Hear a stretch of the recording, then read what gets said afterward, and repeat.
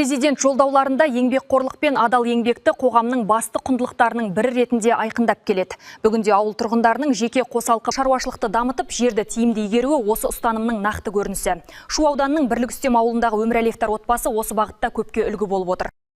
2004 жылы құрылған өмір шаруа қожалығы алғашқы кезде 10 гектар суырмалы және 106 гектар телімді жерді игеруден бастаған. Ал үй іргесіндегі ұзақ жылдар бойы пайдаланылмай жатқан жер телімі 8 жыл бұрын қайта айналымға енгізіліп, ұңғыма қазу арқылы су мәселесі шешілген. Бүгінде бұл аумақта жеміс бағы жайқалып тұр. Ауылда қара шаңыраққа осы алма бағын отырғызғалы бір 7 жыл болды. Бұнда қайтадан осындай алма бақты отырғызуымыздың үлкен себебі бар.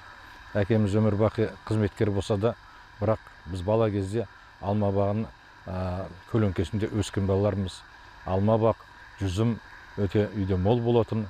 Кейін әкемізден кейін бұл алма бақ ескіргеннен кейін шетінен шабылып, соның орнына қайтадан мына ініміз екеуміз, Ерғали екеуміз осыны қайтадан қалпына келтіріп жатқан жағдайымыз. Шаруашылықта топырақ құнарын сақтауға ерекше көңіл бөлінеді. Жер 3 жыл сайын органикалық тыңайтқышпен қоректендіріліп, ағаштарды күтіп-баптау жұмыстары жүйелі жүргізіледі. Қазіргі таңда бақта Золотой перевосход, Красный перевосход және Дамира сұрыптарынан 115 топ алма ағашы өсірілуде. Алынған өнімнің бір бөлігі нарыққа шығарылса, қалғанынан қайта өңделген өнім дайындалады. Осыдан 7-8 жыл бұрын бауырым Ержан Өмірәлиев меркеден осы нелерді алып жеткізіп берді. Алмалардың питомнигінен. Соны отырғызып 7-8 жылдан бері өсіріп жатырық.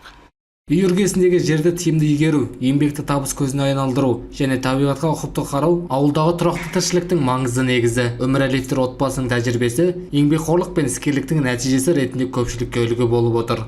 Бекзат Әшірбай, Ерлер Түсіпбай, Қордай 24 News.